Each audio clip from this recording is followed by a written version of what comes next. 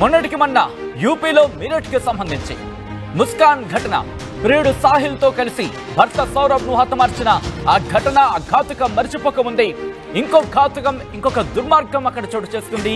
దాదాపుగా ఇలాంటి ఘటనే అదుగు మీరు చూడొచ్చు.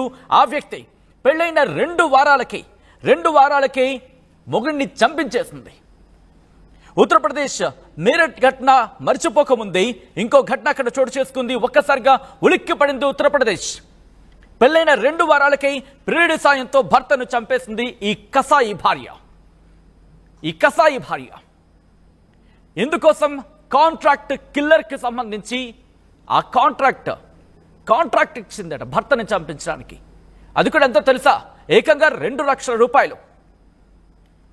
ఈ నెల 5వ తారీఖున ఔరోయాకు చెందిన దిలీప్కి ప్రగతికి పెళ్ళయింది.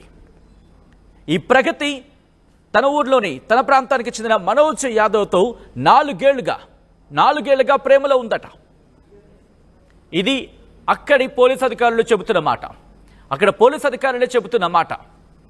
అయితే ఏం జరిగింది? పెళ్ళయ్యాక కలుసుకోవడానికి వీలు కలగట్లేదు.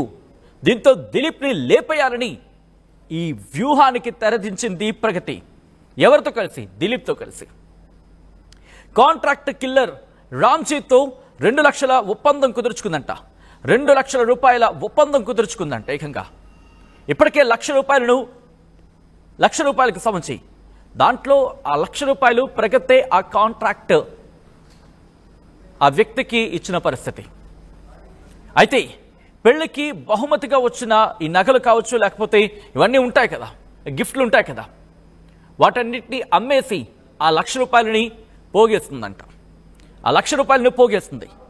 అయితే ఈ నెల 19న ఇటు భర్తకు మాయమాటలు చెప్పి పొలాల్లోకి తీసుకువెళ్ళి కొట్టి తుపాకీతో కాల్చారని.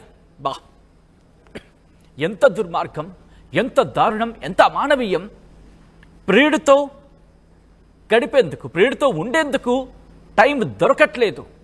దానికి భర్త దిలీపే అడ్డున్నాడని లేపేయాలని ప్లాన్ చేస్తుంది. 2 వారాలకి పెళ్ళైన 2 వారాలకి.